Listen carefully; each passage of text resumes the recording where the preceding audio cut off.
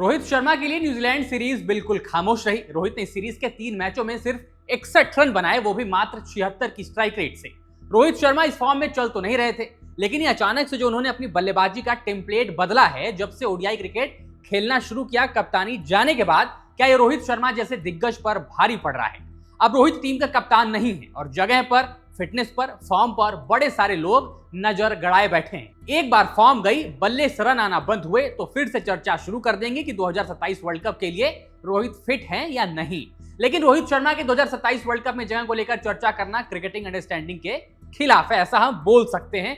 कम से कम रोहित शर्मा को 2027 world cup में क्यों होने चाहिए ये बताने की जरूरत नहीं पड़नी चाहिए। खैर, ये चर्चा कभी और की, लेकिन रोहित ने अपना बैटिंग स्टाइल क्यों बदला, आज इस पर बात करेंगे। इस वीडियो को देखने और किसी कंक्लूजन पर जाने से पहले जरा ये कुछ स्टैट्स देखिए, जिससे पिक्चर थोड़ी साफ होगी। रोहित शर्मा 2022 में 8 ओडीआई मुकाबला खेलते हैं, जिसमें उन्होंने 114 की स्ट्राइक रेट से रन बनाए। उसी 2022 में टी20 वर्ल्ड कप भी हुआ ऑस्ट्रेलिया में, जिसकी हार ने भारतीय टीम को बदल दिया। रोहित और द्रविड़ की जोड़ी ने टीम के अप्रोच में कुछ बदलाव की बात सोची। अब टीम थोड़ा अटैकिंग क्रिकेट खेलना शुरू करेगी, मतलब माइंडसेट अब डिफेंसिव स्टाइल ऑफ क्रिकेट के हटकर थोड़ा अटैकिंग अप्रोच के साथ का रहेगा, और इसकी जिम्मेदारी खुद कप्तान ने उठाई। और यह बदलाव बल्लेबाजी के अप्रोच का ज्यादा था।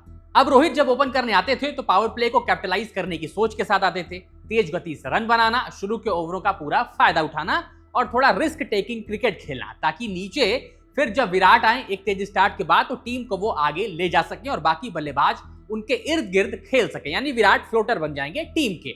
2023 का वर्ल्ड कप इस अप्रोच का प्राइम एग्जाम्पल था, और उस वर्ल्ड कप से ठीक पहले हुआ एशिया कप इस बात की गवाही। रोहित बल्लेबाजी करने आते थे, पावर प्ले में बिना रुके तेज क्रिकेट खेलते थे, सामने वाली टीम पर दबाव पहले ही डाल देना। अब ये करने में रोहित के ज्यादा रन ना बने, एवरेज नीचे जाए, कोई दिक्कत नहीं है, और किसी को इस एवरेज से परहेज भी नहीं था और उनके ना रन आने से परहेज भी नहीं था, क्योंकि ये टीम की रणनीति थी और ये मदद भी कर रही थी। रोहित 2023 में 26 ओडीआई मुकाबले खेलते हैं, जिसमें 117 की स्ट्राइक रेट से रन बनाते हैं। फिर 2024 में टी20 वर्ल्ड कप की जीत थी, और इस साल रोहित ने कम ओडीआई मुकाबले भी खेले, मात्र 3, जिनमें उनकी स्ट्राइक रेट 141 की थी। लेकिन टी20 वर्ल्ड कप में भी वो सिलसिला जारी रहा अटैकिंग क्रिकेट का। लेकिन फिर 2025 सब कुछ बदल देता है, और खास तौर पर आधा साल बीतने के बाद 2025 में रोहित शर्मा अपनी कप्तानी में चैंपियंस ट्रॉफी में भारतीय टीम को चैंपियन बनाते हैं। लेकिन उसके बाद उनकी टेस्ट रिटायरमेंट उनकी ओडीआई कप्तानी भी लेकर चली जाती है। रोहित को ओडीआई कैप्टनसी से क्यों हटाया गया, ये $1 मिलियन सवाल है, और इसका जवाब किसी को नहीं पता। लेकिन जो तर्क दिया जाता है कि हम 3 अलग अलग फॉर्मेट में 3 अलग अलग कैप्टन नहीं रख सकते। अब इसकी सच्चाई और लॉजिक क्या है, इस पर डिबेट हो सकती है। चैंपियंस ट्रॉफी से पहले रोहित शर्मा ने 2025 में 8 ओडीआई मुकाबले खेले, 3 मैचेस इंग्लैंड के खिलाफ चैंपियंस ट्रॉफी से ठीक पहले और 5 मैच चैंपियंस ट्रॉफी के, और इन 8 मैचों में रोहित शर्मा ने 108 की स्ट्राइक रेट से रन बनाए। फिर इसके बाद सब कुछ बदल गया। इंग्लैंड का टेस्ट दौरा आने वाला था, रोहित विराट की टेस्ट टीम में जगह पर सवाल थे, और फिर दोनों ने टेस्ट क्रिकेट से रिटायरमेंट अनाउंस कर दी।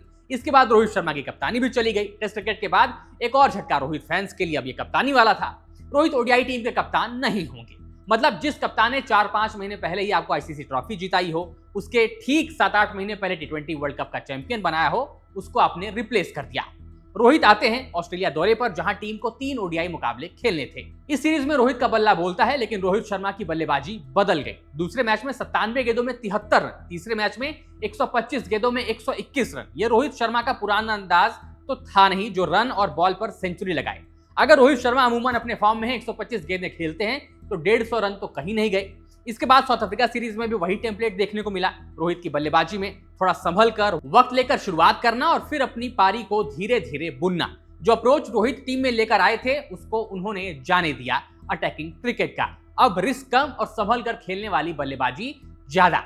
चैंपियंस ट्रॉफी के बाद Australia series, south Africa series और फिर अभी न्यूजीलैंड के खिलाफ सीरीज में टोटल 9 मैचों में रोहित शर्मा ने 409 रन बनाए 448 गेंदों में, और स्ट्राइक रेट मात्र 91 का। क्या ये रोहित शर्मा की बल्लेबाजी का टेम्पलेट है? क्या स्ट्राइक रेट रोहित शर्मा जैसे बल्लेबाज को सूट करता है?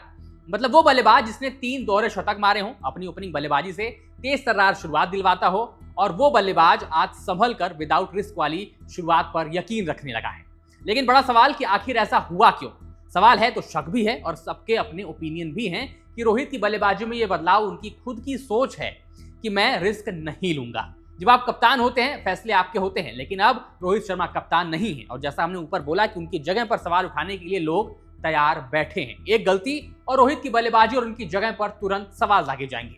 और जब से रोहित ने यह अप्रोच अपनाया है, ऐसा नहीं कि उनके रन्स नहीं आए, बस यही एक न्यूजीलैंड सीरीज में थोड़े रन नहीं है, लेकिन स्टार्ट हर मैच में मिला था। बाकी रन्स खूब हैं रोहित के नाम, लेकिन क्या ये जो अप्रोच है इसकी आजादी रोहित से छीन ली गई है? अब देखिए, इसके दो पहलू हैं। पहला, अब अगर रोहित रिस्क लें, तेज खेलें, तो उसमें उनके विकेट जाने की संभावना होगी, और जब रन नहीं आएंगे विकेट के बाद तो सवाल तुरंत होंगे। दूसरा पहलू, अब रोहित इस अप्रोच को ना अपनाएं और आराम से विदाउट रिस्क शुरुआत करें और रन बनाएं और अपनी विकेट गिरने की संभावनाओं को कम कर दें। यह अप्रोच रोहित के लिए तो सही है, लेकिन क्या टीम इससे खुश होगी? रोहित शर्मा कर तो दोनों काम सकते हैं, इसमें किसी को शक भी नहीं है, लेकिन क्या रोहित शर्मा के पास बल्लेबाजी की आजादी और एश्योरेंस है कि आप जाइए, आप ऐसे ही खेलिए जैसे आप तेज शुरुआत दिलाते थे और आपकी जगह पर कोई सवाल नहीं है? अब ये दोनों एस्पेक्ट्स बस एक सोच हो सकते हैं, लेकिन जब यही सवाल भारतीय टीम के असिस्टेंट कोच रैंटन डेस्काटे से पूछा गया तो उन्होंने कहा कि रोहित उतने फ्लुएंट नहीं दिखे जितने पहले होते थे। पिच नई गेंद से मुश्किल थी, बैटिंग आसान नहीं लग रही थी, ऐसा स्टेटमेंट उन्होंने दूसरे ओडीआई मुकाबले के बाद दिया था। रोहित ने सीरीज से पहले ज्यादा क्रिकेट नहीं खेली, इसलिए थोड़े शॉर्ट ऑन क्रिकेट लग रहे थे। ये कैसा स्टेटमेंट था? रोहित ने तो डोमेस्टिक क्रिकेट भी खेली, पिछली 2 सीरीज में रन भी बनाए थे, और आप एज असिस्टेंट कोच जो उनके साथ टीम में हैं ये बयान दे रहे हैं जब 2 मैचों में रन नहीं बने। उनके इस बयान के बाद खूब बवाल भी मचा, लेकिन स्ट्राइक रेट वाले अप्रोच पर उन्होंने बोला कि ये डेलिबरेटली नहीं है, वो बस क्रिकेट कम खेल रहे हैं, क्योंकि अब वो बस एक ही फॉर्मेट खेलते हैं तो गैप ज्यादा है और वो एक वजह हो सकती है। लेकिन असली वजह कौन बताएगा? क्या असिस्टेंट कोच उसके बारे में बात नहीं करेंगे कि हमने रोहित को बिन बोले एक दबाव भी दिया है परफॉर्मेंस का? क्या रोहित के पास वो आजादी है खुलकर खेलने की और फिर उनकी जगह पर सवाल ना उठाने की? फिलहाल अब रोहित शर्मा लंबे समय के लिए भारतीय टीम की जर्सी में नहीं दिखेंगे, क्योंकि अब टीम को अगला ओडीआई मुकाबला जुलाई में खेलना है इंग्लैंड के खिलाफ। लेकिन रोहित की ये चेंज्ड अप्रोच टीम के लॉन्ग टर्म विजन के साथ अलाइन कर रही है या नहीं, ये देखना दिलचस्प होगा। अब रोहित शर्मा के इस बदले हुए बैटिंग अप्रोच पर आप क्या सोचते हैं, नीचे कमेंट्स में बताइएगा। वीडियो पसंद आए तो लाइक करिएगा, शेयर करिएगा और खबरगांव को सब्सक्राइब जरूर करिएगा।